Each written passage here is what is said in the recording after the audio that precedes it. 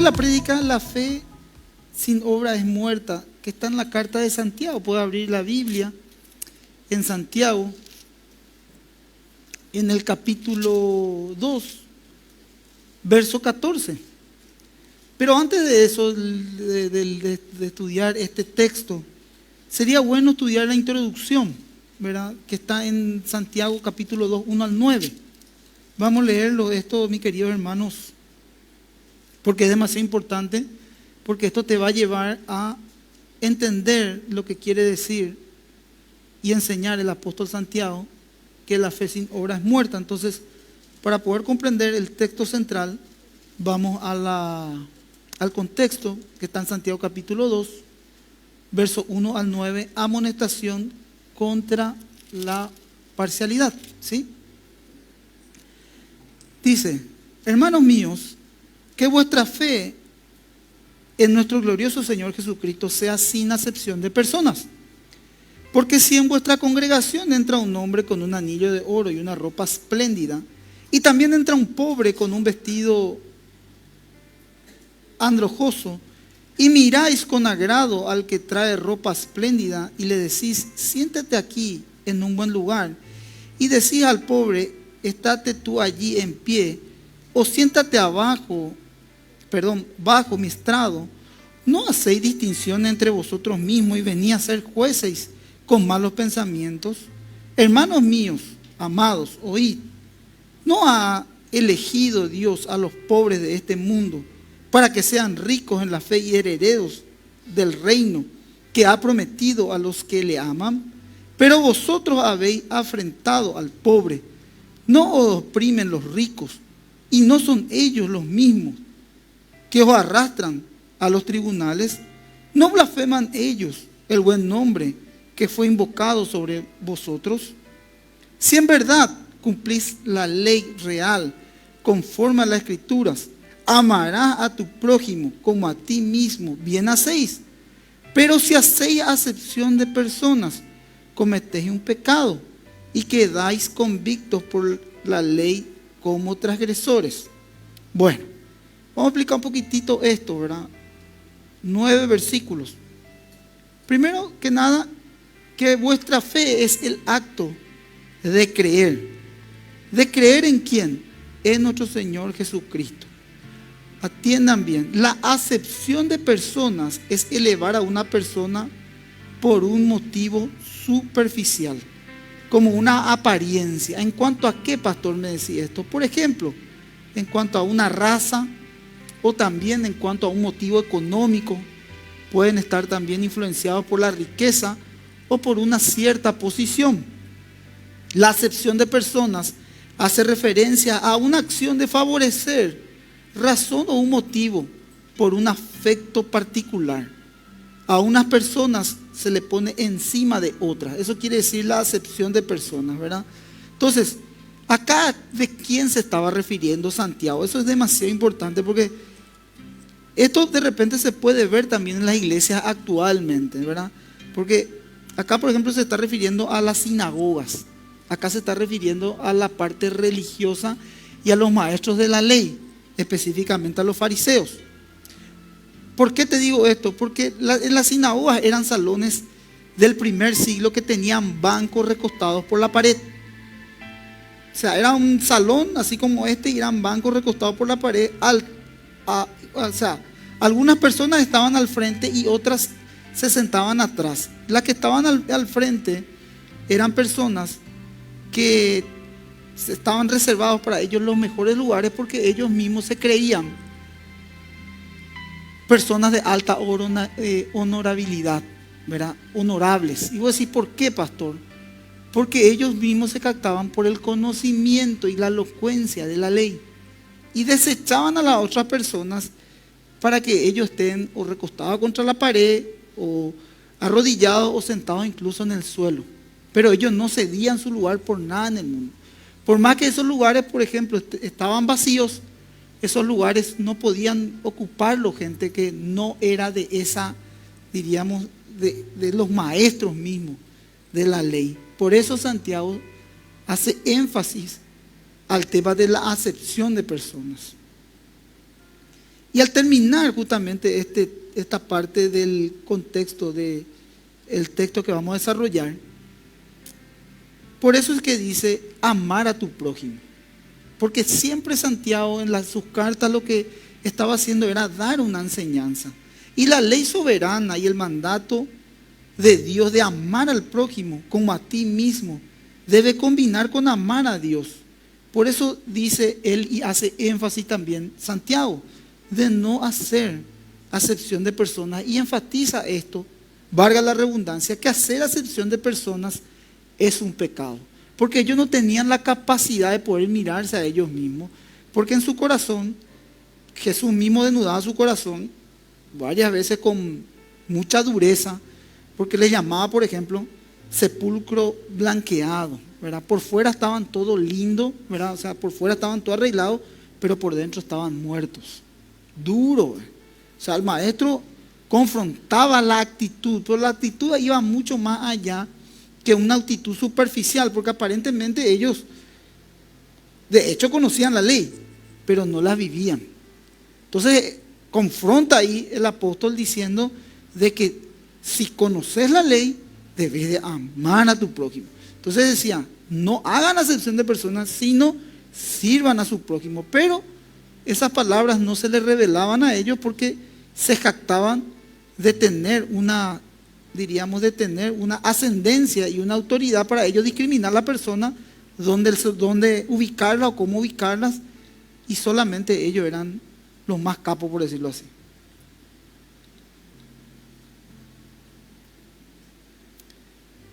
Bueno, hermanos queridos,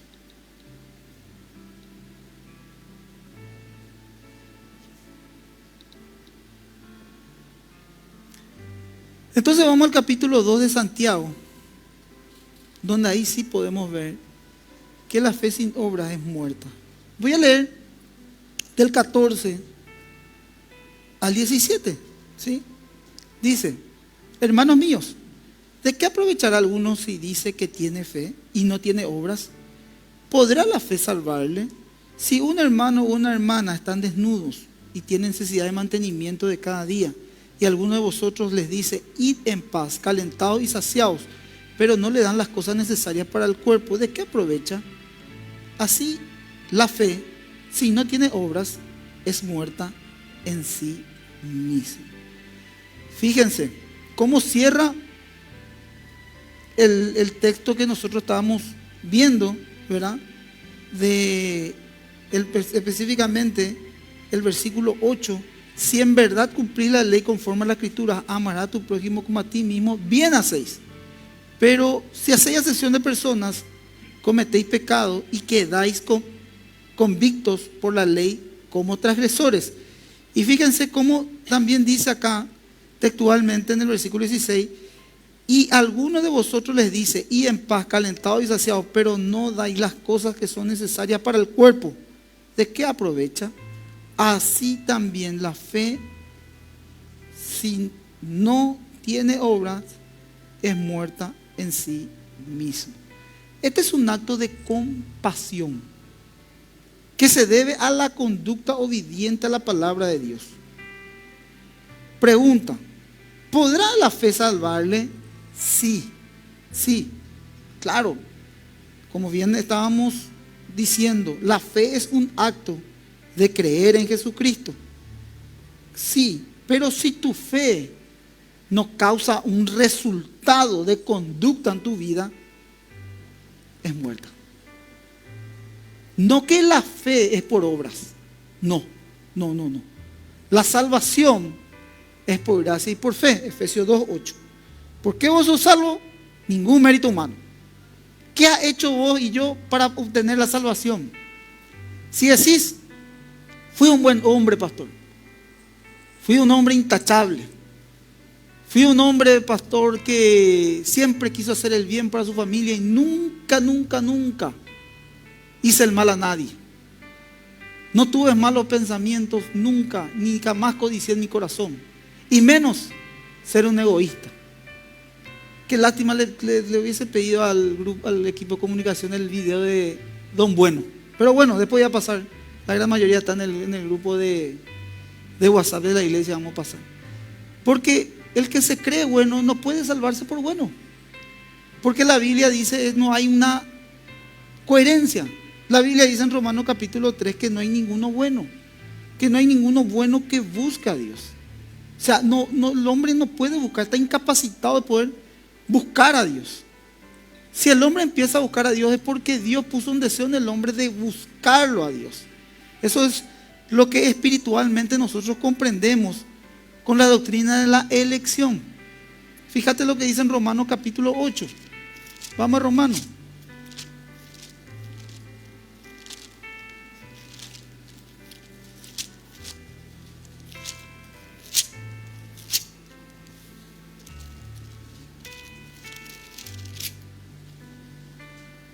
Romanos capítulo 8, el 28, somos más que vencedores, más que vencedores. Fíjate lo que dice el 29. El 28 es súper conocido, 8:28. Voy a citar porque es un versículo conocido. Y sabemos que los que aman a Dios, todas las cosas ayudan a bien. Y esto es lo que conforme a su propósito son llamados. Acá está el punto. Porque a los que antes conoció, también los predestinó para que fuesen hechos conforme a la imagen de su Hijo, para que Él sea el primogénito entre muchos hermanos. Y los predestinó, a estos también los llamó. Y a los que le llamó, a estos también justificó. Y a los que justificó, también glorificó. Entonces ahí podemos ver que Dios llama, ¿sí? Justifica, perdona, justifica, ¿sí? Y glorifica. Entonces podemos ver que es un acto que todo que proviene de Dios. El domingo me tomé un tiempo en explicar justamente esto, de que es demasiado importante, porque cuando vos sos llamado por el Señor, por su gracia soberana y divina, y vos aceptás al Señor Jesucristo como tu Señor y Salvador, porque ahí tenés que irte a Juan capítulo 6:36 para que te pueda explicar bien correctamente. Capítulo 6:37. Todo aquel, todo lo que el Padre me da, vendrá a mí. Dios llama al pecador. Ahora, al llamarlo al pecador, y el que viene a mí, yo no le echo fuera. Entonces, uno acepta al Señor Jesucristo como su Señor, como su Salvador, y el Señor pone la semilla de fe en el corazón del hombre. ¿Qué hace? Pone al Espíritu Santo dentro del hombre. Ahora, se gesta el nuevo nacimiento, la regeneración, empieza a ser transformado la mente y el corazón del hombre, de la mujer, que empieza a dar sus primeros pasos de fe. ¿Qué ocurre después? Empieza a haber una cierta responsabilidad. Romanos 8:14, los hijos de Dios son guiados por medio del Espíritu de Dios. Entonces el Espíritu de Dios empieza a guiar al hombre, a la mujer de Dios, a seguir perseverando en la fe a pesar de las oposiciones que se manifiestan diariamente en la vida. A pesar de las libadas, puede ser la formación de carácter, a pesar también de las luchas que podemos tener morales, a pesar de las luchas que podemos tener en cualquier área económica, financiera, matrimonial, diríamos social, en el relacionamiento, también hablando así, laboral, económica, sentimental, emocional, parejas, etcétera, etcétera, etcétera, de todo.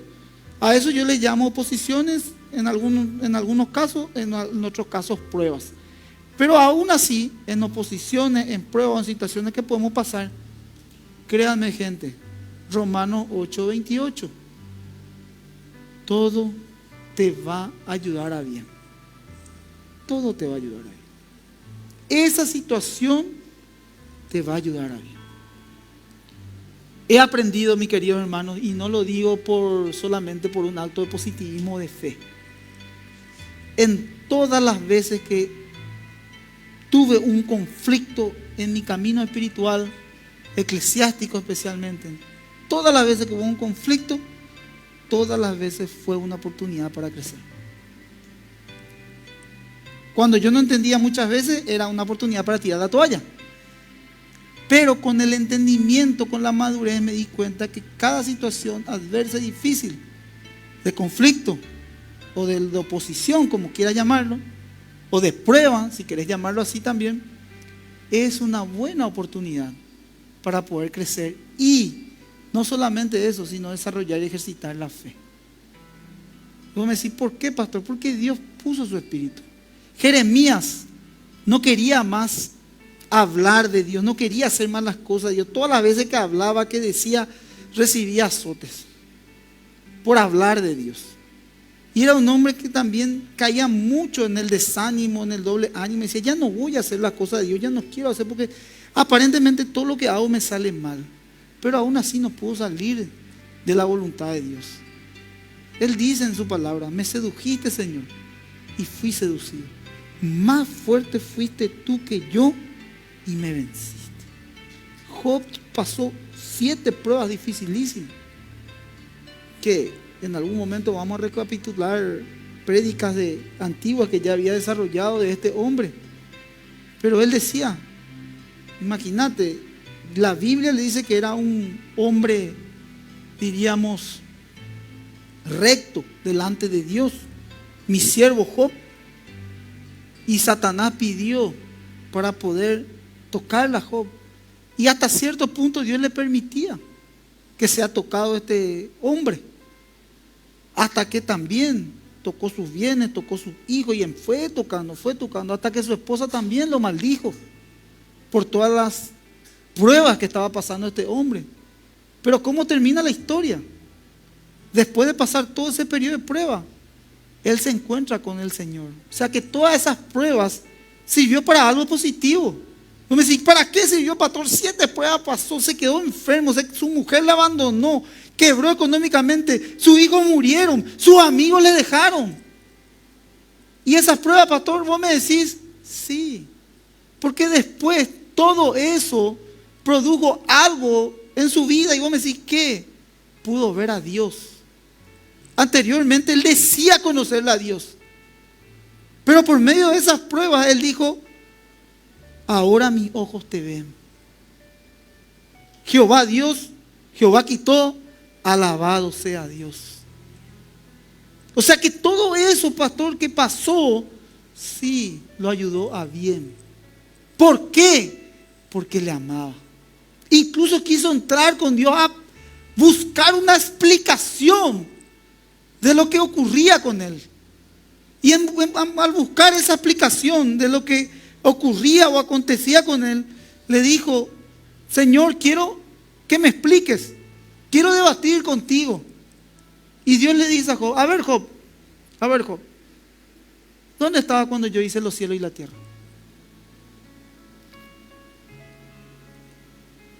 Terminó el debate.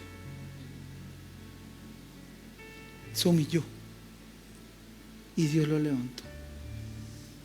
Así también varios hombres de la Biblia.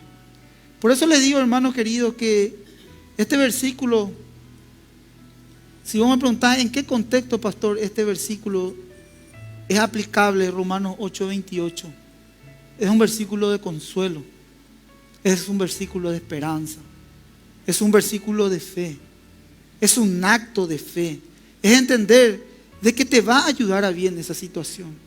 Es una salida, es una respuesta al momento de dificultad que estás viviendo. Cuando vos decís, tengo un problema laboral, tengo un problema con una persona, tengo un problema con esto, tengo un problema con aquello, está acá, bueno, voy a tener que hacer un ejercicio de fe, quitar a un costado todo y entregarle a Dios, creerle a Dios. Y si la Biblia es verdad y su palabra es verdad, esta situación me va a ayudar a bien. Ahora no estoy viendo, estoy a lo mejor embotado, estoy en esta situación, estoy pensando carnalmente, no estoy desarrollando el espíritu, porque yo creo, mi querido hermano, y de corazón les digo, que todos los que estamos aquí somos creyentes, todos, y creo que todos tenemos el Espíritu Santo, todos, y todos pasamos por esta situación. Yo pasé y sigo pasando por esta situación, pasé y paso, y hay veces día a día, y a veces tengo que tomar decisiones, y a veces tengo que ver en una consejería matrimonial, a veces tengo que hablar en consejería con pareja, a veces, y no, tengo que actuar neutralmente, no me puedo involucrar porque yo tengo que dar la palabra. Entonces, todas esas situaciones vos me decís, y pastor, ¿y qué haces? Me ayuda bien, me forma mi carácter, me mantiene más humilde, me mantiene más dependiente, No quiero tomar una decisión apresurada. Prefiero orar, prefiero buscar de Dios. La obra del Señor. Y esas vidas también le pertenecen a Dios. No va a pasar absolutamente nada. Descanso. Empiezo a ejercitar la fe y a creer. Pero no vaya a creer que solamente es un dicho, sino que trato de actuar de esa manera. Y me equivoco también. Pero creo en su palabra, de que toda esa situación va a ayudar a bien para los que aman al Señor. Amén, hermanos. Entonces, eso es demasiado importante para poder entender esta carta de Santiago. Una persona que dice tener fe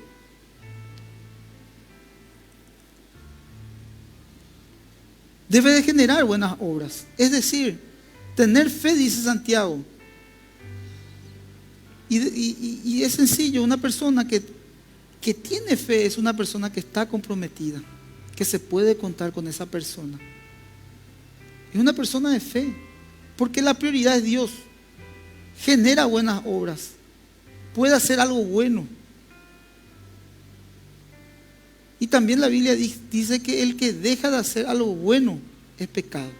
O sea, si vos podés hacer algo bueno y no lo estás haciendo, eso es pecado. Porque tu fe va a generar buenas obras. Aquel que ama a Dios, ama a su prójimo.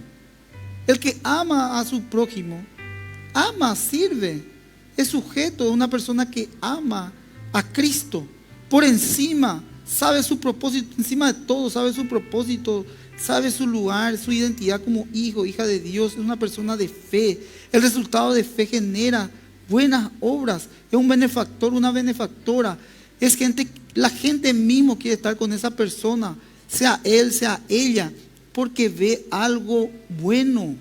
El liderazgo de Jesús fue el liderazgo menos manipulador e impactante.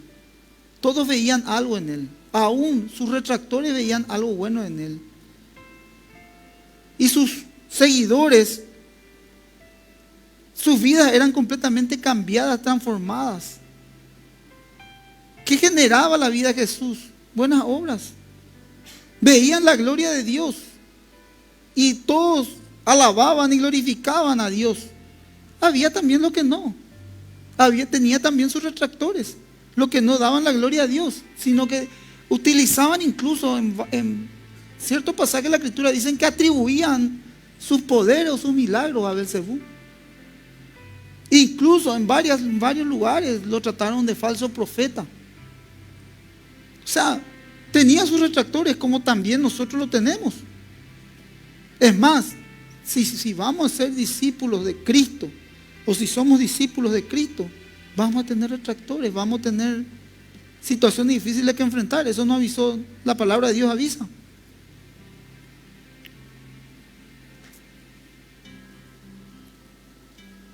Los verdaderos seguidores de Jesús lo seguían por quien Él era, no por lo que Él le podía dar. Hay muchas personas que llegan a Cristo con una cierta fe, pero creyendo y buscando que algo le puede dar Dios. Dios va a dar las cosas periféricas o las añadiduras. Por eso dice 6:33 de Mateo: busca primeramente el reino de Dios y su justicia, y el resto será por añadidura. Cuando verdaderamente tu enfoque es Cristo, el enfoque es la salvación. Cuando uno gana la salvación, que es el mayor milagro que puede tener un hombre o una mujer de Dios, después empieza a caminar, como le decía, por esa senda, y las cosas paulatinamente van a ir mejorando. El problema del ser humano es que, por eso yo utilizaba una expresión ahí, comprometido. La buena fe, la obra, no es solamente los actos, porque vos me decís, si es por las obras, pastor, yo conozco fundaciones, gente que está atormentada, que no conoce a Cristo, pero que tiene buenos recursos económicos. No en este tiempo, sino cuando yo empezaba a caminar en la fe, y también, como yo siempre menciono, venía de la religión tradicional. Y en la religión tradicional había gente, como yo también trabajaba, había gente que venía y estaba tan atormentado por su pecado o por situaciones que cometía. Entonces venía y donaba chocolatadas y galletitas para un santo, para que le den chocolatada a todas las criaturas para tratar de calmar su conciencia, porque creía que con ese hecho podía calmar el atormentamiento del pecado y poder conseguir la salvación. Y créeme, mi querido hermano, que no había convicción, porque se creían buenos y buenas por hacer ese acto, ese hecho. Pregunto, ¿es una buena obra? Sí. ¿Cómo no hace una buena obra? Alimentar a los chicos, darles chocolatada, galletitas. Pero pregunto, ¿eso salva? No. ¿Qué te salva? La gracia de Dios. Él pone la fe y el arrepentimiento que van de la mano y creer en Jesucristo como su Señor y Salvador. Dios es quien llama. El Espíritu Santo te convence de pecado, justicia y juicio de tu vida. Creemos por el Señor Jesucristo, Padre, Hijo y Espíritu. Así se gesta la salvación. Queridos hermanos, hay montones de gente que gana dinero ilícitos por medio de tráficos, por medio de evadir sus impuestos, por medio de montones de otros aspectos. Esas personas pueden agarrar y juntarle a los niños de la calle y poder llenarle de chocolatada, pero aún así no van a poder calmar su conciencia, ni tampoco poder ser salvos, porque la salvación no proviene por las obras. No proviene. Por eso es que también hay que replantearse muchas veces, ¿verdad? Porque hay veces que uno también sirve a Dios. Se cansó y quiere tirar la toalla. Yo no estoy diciendo que no es salvo, no. Yo lo que estoy diciendo es que puede haber un agotamiento y un cansancio por la falta de también recibir. Porque también el Espíritu nos llena. Y hay veces que tenemos que estar en inquietud y también es un tiempo donde tenemos que llenarnos. Por eso que es demasiado importante también poder recibir la palabra de Dios. Porque lo que vos estás dando con tu servicio es un acto espiritual, no un acto carnal. Por eso que es demasiado importante, mis queridos hermanos, esta parte. Yo, si vos me preguntás, desde que nosotros asumimos el llamado del Señor en el servicio, mal que vienen montones de etapas en mi vida. Presenté mi renuncia, puse mi cargo a disposición, tomé mi tiempo, muchísimas veces. Pero entendía que era por situaciones que cansan realmente. Y son, diríamos, situaciones entendibles. Mi vida yo estoy hablando. Pero después, al replantearme, al descansar, me daba cuenta que podía correr un cierto y grave peligro mi vida tuteando con las cosas del mundo, porque el servicio nos compromete. Entonces, asistí a la iglesia, venía a la iglesia, nunca dejé de congregarme de que yo me convertí, pero no puedo negar que cuando salía del servicio y me tomaba, por ejemplo, había 15, 20 días espectacular, 30 días espectacular. Cuando pasaron los 30 días, 45, hacía otros 15, me iba a ver en Coyote bailando. Historia, hermano. Historia, en serio. Yo le digo,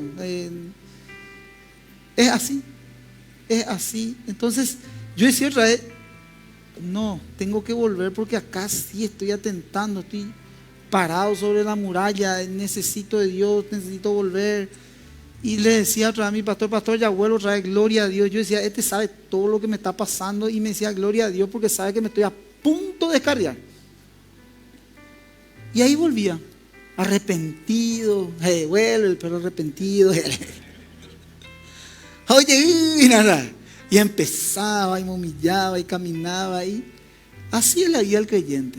Pero por la gracia de Dios, mi querido hermano. Gracias a Dios. Por ahí me puedo decir, estuve a punto todo eso. Cuando no era un pastor, era una persona que servía a la casa de Dios. El Señor me sostuvo y me mantuvo firme.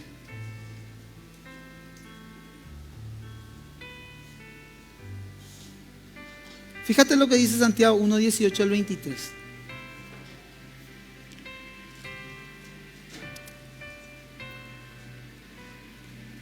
Pero alguno dirá, tú tienes fe y yo tengo obras. Muéstrame tu fe sin tus obras. Yo te mostraré mi fe por mis obras. Tú crees que Dios es uno, bien haces. También los demonios creen y tiemblan. Mas ¿quieres saber, hombre vano, que la fe sin obra es muerta? ¿No fue justificado por las obras Abraham, nuestro padre, cuando ofreció a su hijo Isaac sobre el altar? ¿No ves que la fe actuó juntamente con sus obras y que la fe perfeccionó por las obras? Y se cumplió la escritura que dice: Abraham creyó a Dios y le fue contado por justicia y fue llamado amigo de Dios. Santiago enseña en todos estos textos que la fe genera resultados. Es decir, tengo fe, pero no genera nada. Eso nos desafía a replantearnos. ¿Qué genera la enseñanza de Santiago? ¿Cuál es la obra a que se está refiriendo? A la obediencia a la palabra de Dios, a la conducta del creyente que entendió la gracia. Por eso que yo hablaba un poquitito al comienzo del acto de compasión.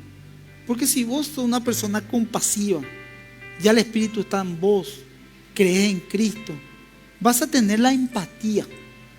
Decí conmigo esto: empatía. Vas a tener empatía con el hermano, con la hermana. Vas a tener. ¿Por qué? Porque tenés desarrollado el Espíritu Santo. Y la empatía es lo que está hablando Santiago cuando ahí dice, por ejemplo, en el versículo 14, ¿podrá la fe salvarle? Y ahí dice: si un hermano o una hermana están desnudas y tienen necesidad de mantenimiento cada día, y alguno de vosotros dice: y en paz, calentado y saciado, pero no le da las cosas necesarias para el cuerpo, ¿de qué aprovecha? Así también la fe, si no tiene obra, es muerta. Entonces, acá está hablando la palabra de Dios de servir al hermano, a la hermana, de estar atento, de ser un compañero, de ser una compañera de oración y de estar con las personas necesitadas, sin hacer acepción de personas, sino que considerarlas a todas por igual, pues son hijos e hijas de Dios.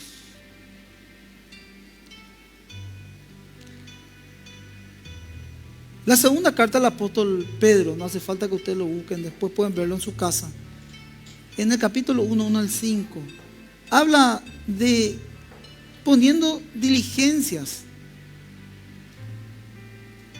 ¿En cuanto a qué? En añadir a nuestra fe virtud, a la virtud conocimiento, al conocimiento dominio propio, al dominio propio la paciencia, y a la paciencia la piedad, y a la piedad afecto fraternal. El afecto fraternal es el amor. Y dice: porque si estas cosas están en vosotros y abundan, no nos dejará estar ociosos ni sin fruto en cuanto al conocimiento de nuestro Señor Jesucristo. Acá lo que el apóstol está, fíjense, exhortando es a la ociosidad. La ociosidad es aquella que liquida al creyente, hombre o mujer, cuando la mente no está ocupada. La mente tiene que estar ocupada. Por eso habla acá de una responsabilidad. Añadid, dice, diligencia. Añadid a vuestra fe virtud, a la virtud conocimiento, al conocimiento dominio propio, al dominio propio paciencia, a la paciencia piedad, a la piedad afecto fraternal. Porque esto no nos dejará estar ociosos ni sin fruto en cuanto al conocimiento de nuestro Señor Jesucristo. Fíjense.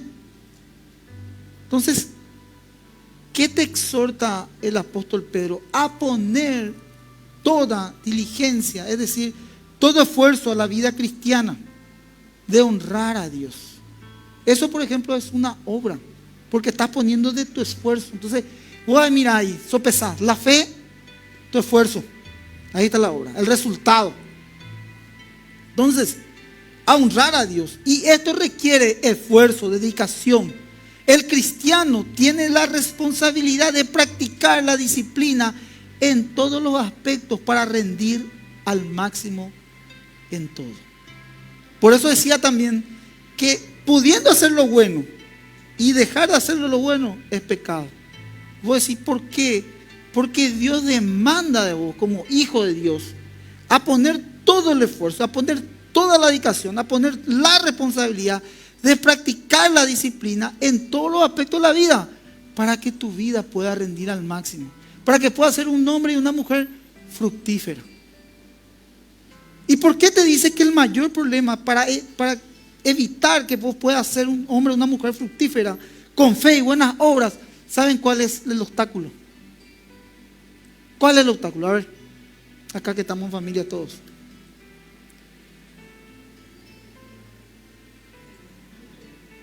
Me voy a hacer masaje en mi mente.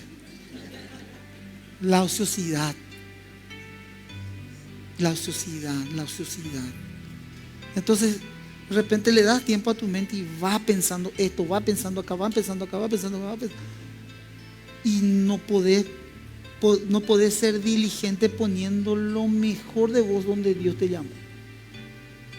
Yo identifiqué y entendí el concepto de la fe y las buenas obras, del servicio, de la fe y el resultado del servicio. Porque el servicio no es solamente servirle una taza de café, por ejemplo, a mi hermano Inel, o no es tampoco el servicio servirle a él, no sé, un asadito o atenderle. No, eso es un servicio, sí, pero no solamente se está refiriendo a eso. Esto se tiene que manifestar con una empatía, con saber también y ponerme a disposición de él, aún, por ejemplo, de orar por alguna situación, de servirle a él en esa situación. Si yo puedo hacer el bien en alguna situación que yo pueda ayudarle a él, yo tengo que hacerlo. Yo tengo que hacerlo. Por eso que hay muchas, diríamos, voy a llamarlo así, muchos grupos, que de repente son grupos, entre comillas, honorables, que de repente vos mirás sus actitudes y su cortesía, el respeto, el énfasis que ellos tienen sobre sus mismas doctrinas. Vos decís, por ejemplo, ¿a qué te referís, pastor? Por ejemplo, los masones, ¿verdad? ¿Por qué marcan una diferencia? Por su moralidad, por el respeto, por su dicción, por su preparación, porque son cultos. Entonces, la gente que dice, ve y quiere. Y nosotros muchas veces como cristianos, yo me hago responsable de lo que digo. No somos así. Entonces la gente nos toma por no serios o por poco serios. Es lo que es tu responsabilidad, tu puntualidad, tu finanza, cómo le tratas a tu mujer, a tu esposa, cómo te relacionas con la gente. Así es. Así es, hermanos. Así es, por aspectos que nosotros, miren, somos hijos e hijas de Dios. Y nosotros tenemos la palabra. Ahora, no voy a generalizar esto. Me animo a decir esto, ¿verdad? Pero no voy a generalizar esto. Porque sí hay hombres que marcan la palabra de Dios. Hay hombres que tienen una autoridad espiritual delegada por Dios y cumplen. A lo mejor no son perfectos, pero pelean por ser perfectos para ganarse esa autoridad al máximo. Dame un nombre, me decís. Yo te voy a dar. El pastor Emilio Agüero. Conozco su vida. Sé quién él es. Y se esfuerza al máximo por llevar la palabra de Dios. Y de ser un hombre esforzado y de ser una luz en medio de la oscuridad. Y de hablar la palabra de Dios y tener una conducta que vive la palabra de Dios. ¿Y qué dice la Biblia? Imitar la fe de sus pastores, dice. Entonces, alta es la vara que levanta, porque ahí tenemos que imitar. Y yo no le llevo ni a los pies. No soy digno ni de atarle su cordón.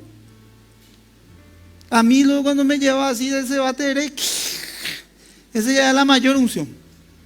De limpiarle su camioneta, servirle, estar con él. Y no solamente a él, sino a los pastores. Y vos, pastor, y no, yo soy tipo Pablo, el menor, el último, lo abortivo. Me falta mucho. Necesito mucho de Dios, me falta mucho. Eso yo entiendo con la palabra de Dios. Me falta mucho, necesito de Dios. Bueno, hermano querido. Miren por las 9, che. Le doy una tarea entonces. Viste que es tipo estudio bíblico. Filipenses 2:12 lean en sus casas. Filipenses 2:12. Por tanto, amados míos, como siempre habéis obedecido, no como en mi presencia solamente, sino mucho más ahora en mi ausencia, ocupado de vuestra salvación con temor y temblor. Muchos malinterpretan este texto de la palabra de Dios. Ocupado en vuestra salvación, el verbo se traduce trabajar sin interrupción hasta terminar por completo. Se refiere a la salvación por obras, pero si se refiere al proceso de la obediencia del creyente, se está refiriendo aquí a la santificación. No se está refiriendo a la salvación. Por eso dice ocupaos. Ocupaos. No es que vas a perder tu salvación. No, ocupaos. Ya hay una responsabilidad hacia el proceso de tu santificación. La actitud con la que deben esperar los creyentes es con temor y temblor, con un respeto profundo y un temor saludable. La abundante gracia requiere una dedicación total añadida a vuestra fe. La virtud, a la virtud conocimiento. La virtud es la cualidad en la vida que le hace salir sobresaliente de lo común. Es una persona excelente. Si vos decís, esa persona es una mujer virtuosa o ese hombre es virtuoso, o hay virtud en el hermano o en la hermana, eso quiere decir que viste algo fuera de lo común. Eso quiere decir, cuando vos decís virtud, vos tenés que decir esto: vi algo fuera de lo común. Cuando vos decís es una mujer virtuosa la que demanda la Biblia, vos estás diciendo en un sinónimo, es una mujer excelente. Cuando vos decís es un hombre ese hombre tiene mucha virtud, vio algo fuera de lo común. Entonces, a eso se está refiriendo, a las buenas obras. Pero esto también tiene que ver con el conocimiento, el dominio propio, la paciencia y el afecto fraternal, que esas son las características que el apóstol Pedro estaba mencionando, que son los resultados de la fe. Los resultados de la fe son conocimiento, dominio propio, la paciencia, el amor fraternal. ¿Cómo podés escribir esto, pastor? ¿Cómo podés englobar esto? Con la virtud. La buena obra, las buenas obras, la fe en Jesucristo y las buenas obras son las virtudes que Dios da al creyente. Ahí ya entra todo, mi hermano querido. Si tu hermano tiene frío y vos tenés 2 sacos, dale uno a tu hermano. Si tenés una hermana que de repente quiere irse a un 15 años o a un casamiento y tenés así una percha llena de ropa y montones de zapatos y no le da a tu hermana, no tenés obra y decís que sos creyente y no, tenés que evaluarte porque sos demasiado egoísta. Y si podés servirle, le invitar a tu casa y decirle cuál te queda mejor, lleva a mi hermana, te siembro por amor a Cristo. Entonces tu fe tiene buena obra, no solamente en eso, sino la virtud, lo que yo estoy diciendo en todo aspecto, en todo aspecto, en todo aspecto. Acuérdense algo, porque estoy cerrando, sin acepción de persona. A lo mejor a la que más te cuesta o al que más te cuesta. Si vos me preguntás a mí una vez, eso yo aprendí y esto fue una enseñanza del pastor Bosquejada, me acuerdo perfectamente día, hora y fecha. Él decía esto: bendecile a la persona que te cuesta. Algo se va a romper, algo va a abrir una brecha, algo. Se van a romper ahí los aspectos, porque mis queridos hermanos, esto es en el Señor Jesucristo. Somos hijos de Dios. Todos estamos ligados en un mismo espíritu, en una misma fe, en un mismo bautismo. No engendrado de carne ni de sangre, sino de espíritu. Por eso que es demasiado importante entender la palabra de Dios, porque eso va a renovar y va a hacer que a lo mejor esa diferencia que había por medio de estos actos, de estos hechos de fe y de obra, va a hacer que se rompa algo. Yo no te digo, hermano ni hermana, que después anden como amigos y nambrena toda la parte emocional, pero por lo menos los conceptos, lo que te parecía de ese hermano, esa hermana no había sido así.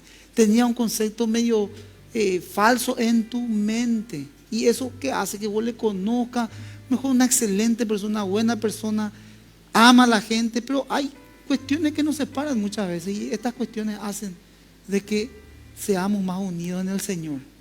No por cada uno de nosotros ni por el afecto fraternal, sino porque demanda la Biblia. Amén, hermanos. Bueno, me quedo hasta ahí, porque Pepi me hizo así. Bueno, nos ponemos de pie, hermanos. El lomito. Nos ponemos de pie. ¿Aprendimos algo? Amén. Gloria a Dios. Vamos a orar. Bendito Padre, en el nombre de Jesús, oro por la comunidad de fe, porque queremos ser hermanos, yo también con ellos, de bien. Queremos ser hombres y mujeres de fe. De hecho lo somos, Señor. Pero queremos que nuestra fe sea ese acto efectivo que genere buenas obras en nuestras vidas. ¿Cuáles son esas buenas obras? El conocimiento, la paciencia, el dominio propio, el afecto fraternal, el amor entre hermanos. Y no solamente eso, que todo eso englobado es una virtud. Y ese es el estándar que tú estás poniendo en cada uno de nosotros, en el llamado a nuestros corazones. Queremos ser hombres virtuosos y mujeres virtuosas, que te crean y que manifestemos en la conducta la excelencia. Entendemos que tenemos varias grietas y áreas débiles, y que somos débiles, Señor, y que tu gracia nos sostiene, nos perdona día a día.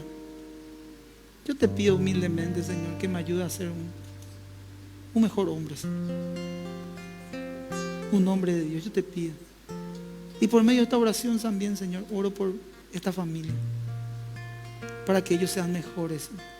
Para que ellos estén desafiados al salir de este lugar, sean desafiados a ser virtuosas y virtuosos, a que podamos tener empatía, a que podamos amar, no solamente a los que nos aman, sino el desafío a los que no nos aman, de poder romper, Señor, prejuicios que de repente tenemos en nuestra mente hacia, si es así, hacia hermanos, hacia otras personas que no le conocemos.